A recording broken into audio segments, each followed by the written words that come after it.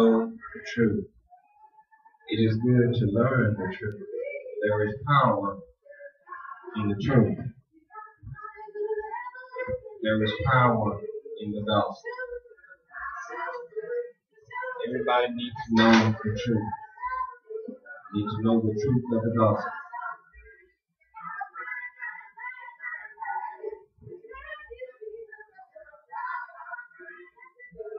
Thank God for His word.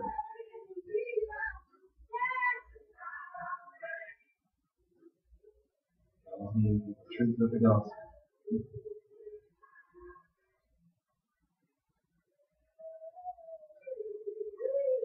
It is a blessing.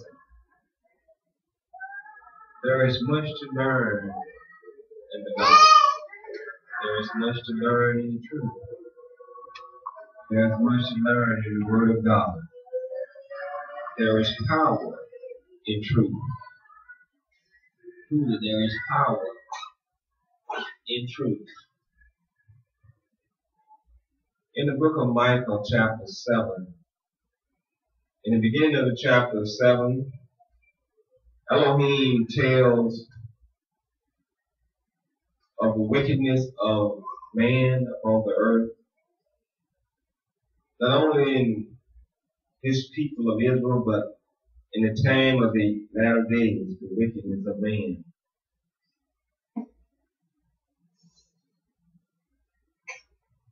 And he goes through the wickedness of his people and of wickedness in the earth. Let me read some of what is written here. Micah chapter 7 verse 1, he says, "Woe is me, for I am as when they gather the summer fruits." We'll go back through and explain this again. As Micah speaks here, he's clarifying in the truth of the gospel. He's clarifying his people's sinfulness and the sinfulness in the earth. And he is, at the same time, in this same chapter, he's going to go into showing a promise to the people of Israel. In other words, it's kind of like as it was when Elohim led Israel out of Egypt. And he said that he would told Moses to lead the children of Israel back into the wilderness till their dead bodies fall. But he still said that he would bring Israel into the promised land. Everybody don't understand this. But this is more specifically speaking about Israel than all of the nations of the earth and most of the things that is. But he gave to Moses a command to lead the children of Israel back into the wilderness. And in leading them back into the wilderness, it was appointed that there should be the death of those that were numbered above the age of 20, or those that were numbered. They were to die except for Joshua and Caleb. Elohim said that Israel would die.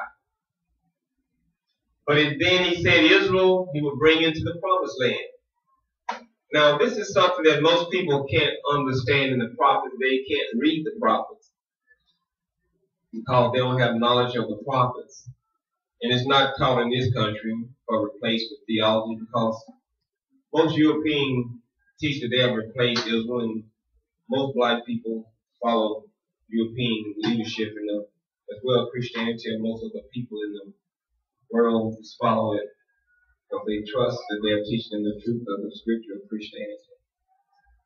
So they don't acknowledge the scripture when it says in the prophets about Israel, "I will judge you, I will punish you, you are wicked," and then he turned around and say, "You shall be glorious unto me, I will exalt you, I will magnify myself among you."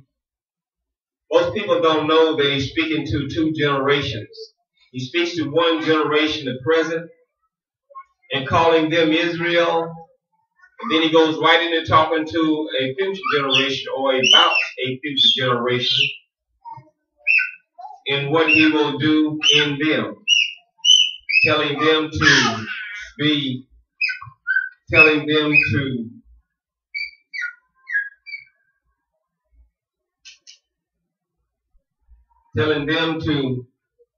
what he will do with them, what they shall be unto him, a faithful people to him.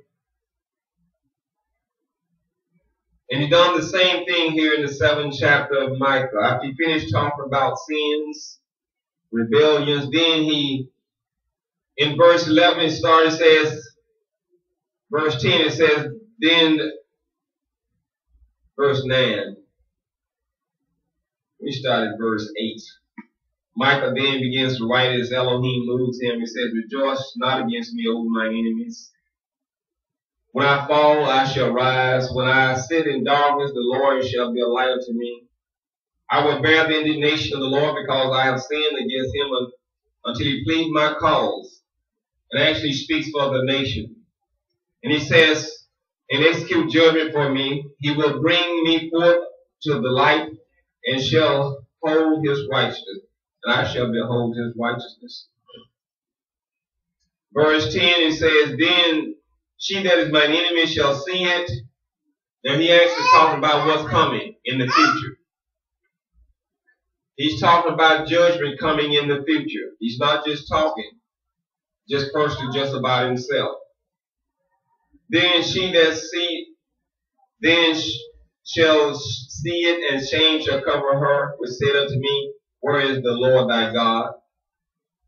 Mine eyes shall behold her, now shall she be trodden down as the mire of the street. He's not speaking about just himself in this prophecy, but he's speaking about Israel as for Israel, as he speaks for Elohim. Verse 11 says, in the day that thy walls are to be built, in that day shall the decree be far removed. In that day also shall he come even from Assyria. Let me read down to go down to verse 14 and go directly to the point more. It says, feed thy sheep with thy rod, the flock of thine heritage, which dwelleth solitary in the woods, in the midst of Carmel. Let them feed in Bashan and in Gilead as days of old. Now here it actually is clarifying that he's going to gather his people of Israel out of all nations, and he's going to bring them into a covenant. After he gathered Jerusalem and the tents of Judah, then it shall be that he shall gather all Israel and Judah. But it will be that when he brings the nation of Israel in these last days, it will not be said, Elohim liveth that brought Israel up out of the land of Egypt, but the Elohim liveth that brought Israel up out of all nations, whether he had driven them. And it will be more glorious in the deliverance than what it was in the days of Moses, when he will raise up his servant Elijah. I know in this Christendom today, in this so-called Christianity, it is not acknowledged the restoration of Israel. So when it is talked about in the prophets, because the Europeans deny, don't acknowledge it, the black, the yellow, the red, and everything else that don't know the scripture, basically have their faith in European interpretation, the European theologians thinking that they knowing as they follow their interpretation and come up with some things of their own. It is a struggle to them to dig out of all of the corruption. They interpret according to the Gentile interpretation. But here it is saying that Elohim will gather his people of Israel out of all nations, and he will bring his people unto him. And his people will be a faithful people. His people will be a faithful people. His people he will bring into righteousness. Before he brings them into the promised land, he will bring them into the wilderness, a place called the wilderness of the people. And he will bring them under the bonds of the covenant in committing unto the Messiah, King Yahshua, or Jesus the Messiah. Before they enter into the promised land, there was a time period traveling through the wilderness before Israel came into Egypt, coming into Israel, the land of Canaan coming out of Egypt, I mean to say. Elohim brought them to the covenant before they entered into the promised land. The same thing is actually taught here. That when Elijah gathered his people, Shiloh, unto him shall be the gathering of the people. The spirit of Elijah is Melchizedek, who is Shiloh, the prince, king of righteousness, king of peace. Unto him shall be the gathering of the people. Before he bring them into the land, Israel, under the leadership and guidance of the two anointed, Moses and Elijah, because a holy bride shall be prepared unto the Messiah in that time, they will be brought into the bonds of the covenant. Most of the truth of the gospel and the things I'm saying now, most general church-going people don't know nothing about. They just following European play church. That's basically what people are doing today. And they, like the Catholic, came up with their own doctrine and devised a whole long stuff by hand. And you go to school, and they're school for years, being deeper and deeper deceived. So the Protestants do likewise. Things of themselves, their own interpretation, they go in deeper and deeper. They have not been as long as Catholicism, so they're not as deep in the deception and devising as Catholicism to reframe everything for themselves, even the priesthood to themselves and everything. Protestant have not been that long, so it's not as depth. But don't think because you go through a lot of learning that makes it right. But in that time, before Elohim have Elijah and Moses to bring Israel and Judah into the promised land where Jerusalem and the tents of Judah shall be, or Jacob called Jerusalem, and the tents of Judah called Jacob. There will be the people bringing into the covenant, bringing under the bonds of the covenant. Mom talking to you. This is what she's saying. We're going to see what she's saying too.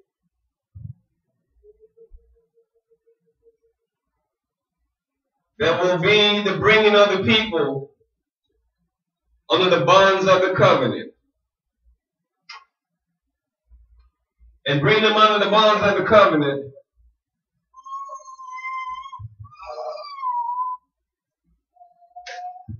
And bring them under the bonds of the covenant. They will acknowledge the Messiah. They will acknowledge serving the Messiah before they come into the promised land. All these things are written in the prophets. They ain't talking in this country and most of the so-called Christendom in the world, because most of the Christendom in the world teaches replacement theology. These truths is not something that is cared for. Not something European theologians care for. They do everything to conceal it. I heard one European theologian a little while ago trying to say that when the scripture says, I'll put my law in your heart and in your mind, that means the knowledge of good and evil, knowing the basic right from wrong. The only attempt was to conceal what's written in Jeremiah 31, where he said, I'll put my law in your inward parts, in your heart and your mind, referring to Israel being born of the Holy Ghost. And the attempt